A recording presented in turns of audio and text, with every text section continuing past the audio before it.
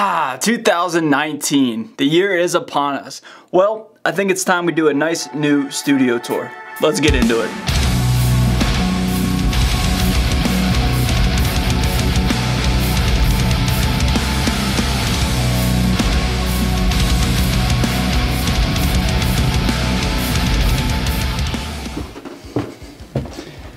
Alright, so coming up the steps, first thing you see here is a clutter of cat toys. This is where Ruby hangs out. You guys seen Ruby the majority of the time when I'm in the middle of playing and you see her tail go across the bottom of the screen or stick her nose in there. When she's not interrupting, that's where she hangs out. And I have another cat. Well, my fiance has another cat, Luna, but Luna doesn't like me very much. And she probably won't make an appearance anytime soon, but maybe one day. So going across the room, first picture we got here is a picture of Leanna and I with Captain Spaulding and Otis from House of a Thousand Corpses and Devil's Rejects. We met those two in Cherry Hill, New Jersey at MonsterCon in August. That was awesome, once in a lifetime. Looking forward to 3 from Hell. Next we have my my personalized Dick Warlock from H2, Michael Myers, signed 8x10. And below that, Steve Jones, Sex Pistols guitar player, signed 8x10 from my father. Very, very cool. Alright, so now that you can see I have 2 guitar racks because you guys have only seen that one, but now I have 2, which I guess I'll go around the room in order and we'll knock those out. So first guitar here is 2001 Gibson Les Paul Studio Plus. This is the guitar, my very first real guitar that my father gave me quite some time ago now, like maybe 7 or 8 years. And this is the guitar that I learned all of Slipknot and Parkway Drive on. And as you can see, it's starting to show the wear and tear. And he really doesn't get much use anymore. He kind of sits in the closet, but I brought him out for today's video. And if the house is on fire, this is the one I'm getting. Next is another guitar that I don't really play anymore, and I've often thought about getting rid of it. But, I mean, once you take a look at it, you'll see why I keep it, and that is my 2018 JP15, the Trans Black. I mean, this thing I don't really use too much because it's like a piece of furniture, man. It's like a piece of artwork with the quilt maple top and the flame maple fretboard and neck, and I don't really want to play this too much because I don't want to ding it up, and it's worth a pretty penny, but I mean, I can't bring myself to get rid of it. Look at that neck.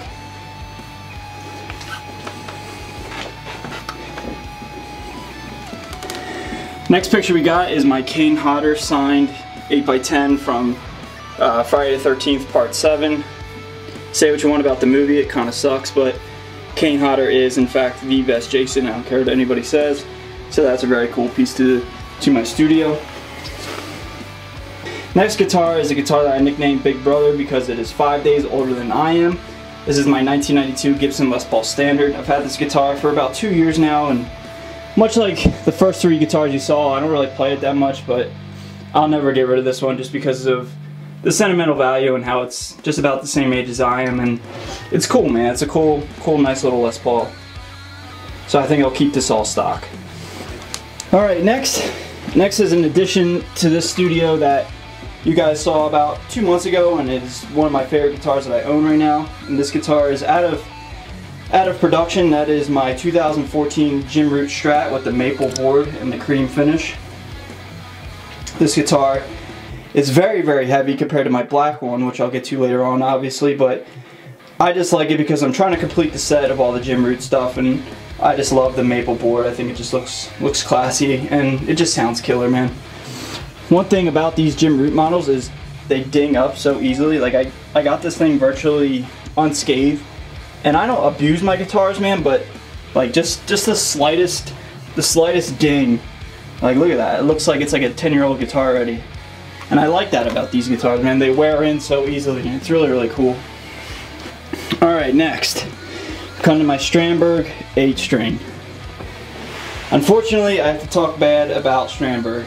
I originally got this as my first Strandberg I ever had, and I absolutely loved it, right?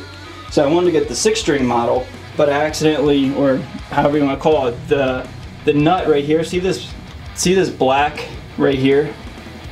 This little piece of black here. Well, from here over, it snapped off on my 6-string, and I had to get it a new one and have to, you know, resend it in. They sent me a replacement. And I was like, okay, that's a one-off. But then with this guitar here, I don't know if I want to do it right now, but this tuning peg will not turn because it's broken. I had to really wrench this one on, but if you turn it too much, like, it'll eventually pop off, and then like the actual groove will like slide in and out of this silver part here, so it's broken. So I can't even really tune it or play it. So I've been having a lot of trouble with Strandberg stuff, and so for now this guy is under construction. Alright, next we have my August Burns Red picture signed by the boys, local Pennsylvania boys from Lancaster. I got this from Toys for Tots during their rescue and restore tour. Me and my best friend of 22 years, gonna be my best man at my wedding. We went and saw them, gave some toys, some action figures for some kids, and they handed this to us. So it was very cool. That's my camera stand, nothing cool there. Here's my ring light. This is where I keep all my cases and stuff. There's my old baseball glove. I was a college baseball player for a while, and I played baseball for about 20 some years, so that's where that lives for now.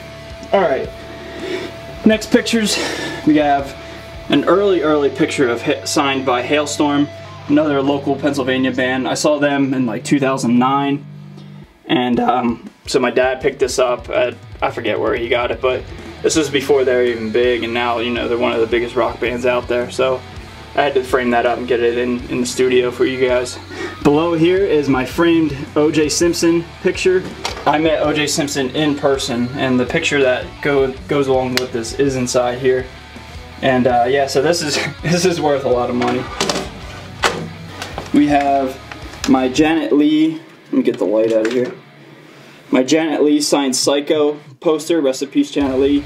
The famous shower scene from that movie, that sound is from that movie, so that's awesome. This I absolutely love. Signed Johnny Rotten, 8x10. It's kind of hard to see it, but you can see it in certain lighting. Yeah, my dad loved the Sex Pistols, and that's one of his prized possessions from his collection, so I absolutely love that picture. Alright, this is an original The Clash poster from Germany. It's from, I believe, yeah, 1980. So I mean, we're talking it's pretty old, and I absolutely love that. My dad was a huge Clash fan, so I had to bring that along with the studio. This is my Sigma lens. This is the lens that I use when I film all my demos, and it gives it that nice blurry background. It's like the Sigma 1.14, there it is, 30mm. Very cool. Gets all the use again on all my demos, so I absolutely love that lens. These two guys are homemade Predator and Alien fighting each other, made out of nuts and bolts. My fiance got me these for Christmas. I love them. This is an original backstage pass of Stevie Ray Vaughan from my father's collection. Again, had to bring it. He had some really cool stuff, man. This is just one of the many things. So he hangs out with Alien and Predator. This is an original Jimi Hendrix promo poster from, I believe, like the 69, 70 area, playing in the Texas area, so that's awesome. That sign right there is the custom logo for the channel. I got that off of Amazon. I forget even where I got it from, but paid a couple bucks and somebody sent me a nice LED light of the SMR logo, and that's awesome, man. Alright, so here is where I sit 100% of the time when I'm working. I guess we'll go from left to right. These monitors are the KRK Rocket 5s, the silver version. They're relatively either rare or brand new, but they're not the traditional black ones, so those things are badass. I love them. They're really solid. I've never had an issue with them, and they give me a pretty accurate mix when I'm mixing, so I don't see any reason to upgrade or change anytime soon. This red guy is my interface. It is a Focusrite 8 Claret Pre. Stupid fast, no latency. It's never given me any issues, knock on wood, but it's my go-to and I absolutely love it. This, for the longest time, was my tone machine. That is my XFX2 XL Plus. One day I'm in the market for getting the XFX3. I just haven't brought myself to spend $2,400 on it, and the XFX2 is, I mean, it's amazing. It's still the industry standard, whether you have the 2 or the 3. One day I'll get the 3 on this channel, but for now, XFX2 XL is my main go-to. active DI box from Radial. That's for all my passive guitars. Mini Crybaby Wah by Dunlop, the Jimi Hendrix model. Sansamp bass driver DI box V2. I've been using that a lot. And my passive DI box for all my active guitars. This is a brand new addition, this light. I've been using that. It's got a lot of cool little LED flicker stuff. Gives it a lot more atmosphere when I'm recording stuff. This is from my fiance's sister. She created that, basing it off of the Metallica logo. So that's awesome, very, very cool. I'm really happy she made that for me. Very creative idea to have, you know, in my studio. So that's awesome. Thank you so much, Aaron. This bad boy is the workhorse of this room. That is my MacBook Pro. I'm not a big tech guy. I don't really know too much about computers, but just know this thing is badass and it always works for me, and it's awesome. That's a Nickelback back there, by the way. This guy is brand new. I had one of these back in the day, and I got rid of it to get the Axe effects, and now I have it back just because I like to play with stuff and I like to have, you know, variety for different tones. And I got an official demo coming up for it. A little late to the party, but this is the Headrush pedal board, and it's awesome, man. It's a lot of fun to just geek out and just create a whole bunch of different patches and stuff, and it's really a nice, fun interface and real easy to use. So that will definitely be used heavily from here on out. Alright, so now we're almost done. I'll move my salt lamp here. This is an Eddie Van Halen signed 8x10 from the old man's collection. The thing I don't like about this picture is, as you can see, he's playing lefty, but it's signed righty. And when I was a little kid, I was like, Dad, Eddie's so good he could play left-handed. And my dad was like, I don't know, I guess, probably not, but who knows. But it looks like somebody just flipped this picture around and then had Eddie sign it. And so I got to upgrade that eventually. I don't like how it's Eddie playing left-handed even though he's a right-handed player. Kind of bothers me, but it's an Eddie Van Halen signature with a COA on the back nonetheless, so I love it. This is huge. This is my signed 8x10 Robert Plant and Jimmy Page, the two legends from Led Zeppelin, signed 8x10 with a certificate of authenticity, so it's real. It's worth stupid amounts of money. My father got it maybe in like 98, 99, and now it's just going to continue to grow in value. Absolutely love it. Had to have it here. Much like this picture down here, kind of hard to see, but we have Steven Tyler, Tom Hamilton, and Joey Kramer, 3 of the 5 members of Aerosmith. I wish I had Joe Perry's autograph, but you know, maybe someday I'll get it. But it's cool enough that I have at least Steven Tyler's autograph here in the studio. Alright, wrapping it up. We are almost done. We'll go through the last of the guitars and then we'll get out of here, alright? So this is my one and only bass that I use. Remember that Warwick rock bass that I got for Christmas? Well, it broke, man. One of the saddles broke off, so I had to send it back. But this is my Schecter Stage 4 Stiletto, and you know, I don't really know too much about basses, man. I just bang on the low B string. What do I know? But it's got active Schecter pickups in it, and yeah, it just sounds cool, man. That's my only bass, and that's one of the main reasons why I only play in drop B, because I only have one bass set up in that tuning. Here's my old Army dog tags. They still hang around. I still have some Army memorabilia laying around, so they stay there for now. This guitar I just did a video of is my 2014 brand new. Well, it's brand new for me, my brand new 2014 Gibson Les Paul Classic Custom. I mean, what can you say about it, man? It's just absolutely beautiful. Look at that, it's so cool.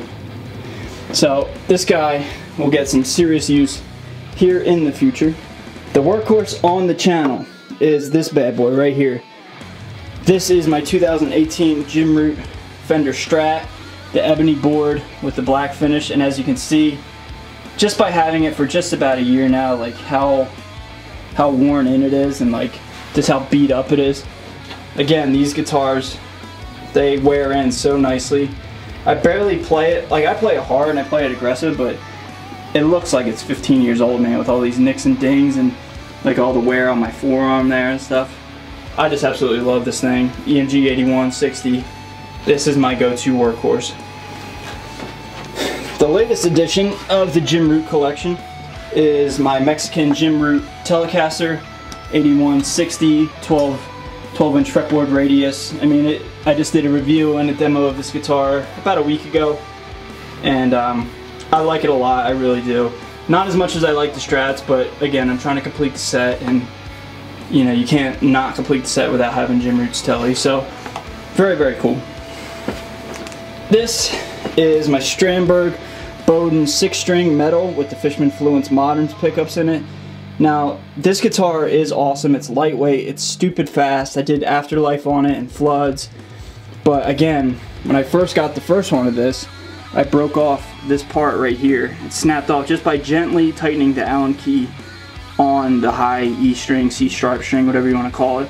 But like, I really did not like abuse it, and now that my H string's broke, it makes me wary to even play Strandbergs, because you know, if they're unreliable and they're gonna break, what's the point of even getting them? You know what I mean? I could just get another Jim Root model. But for now, it's a workhorse, and I've used it quite a bit, and it's heavy and it's mean sounding. I'm skeptical to use it, if I'm being honest. This guitar I have not used in a very, very long time, and I really don't know why. I think it's just because of the overall shape. My 2018 Gibson Les Paul, or excuse me, my 2018 Gibson Explorer with the Fishman Devin Townsend Fluence pickups in it. I mean, it sounds heavy, it sounds awesome, but the few things I don't like about it is the Granite DU fretboard sounds kind of wonky to me, and the overall shape of the Explorer. It makes my picking hand like play all the way up here just by the natural contour and angle of the wood. I end up like chugging like way up here, and it's just uncomfortable for me. But I'll never get rid of it. I think it looks cool. It smells like vanilla, as all Gibsons do, and I mean, at the end of the day, it's a Gibson guitar with some active Fishmans in it. It's an awesome workhorse. I should really get to using this thing more often.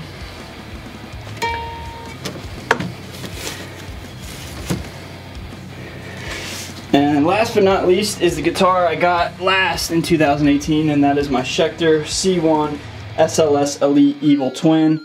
This guitar I predicted will be the best guitar of 2019 for metal, and I also predicted it will trump my Jim Root Strat, the ebony one, as my #1 workhorse on this channel, and so far it has held up to that speculation. I mean, stays in tune, sounds heavy, perfectly intonated, it's fast, chugs, no fret buzz, active Fishman Moderns. You guys know how much I love the Moderns. I mean, it's just, you cannot beat this guitar, especially for the price. And it even came with a custom sock, custom Nike sock, so I mean, how can you beat that, right? Yeah, this guitar will be all over the channel in 2019. So boys, that about wraps it up, man. That is my studio tour of 2019. Here's the room that I jam in, you know, 100% of the time, and I hope you guys dig it, and I look forward to seeing you guys in the next video.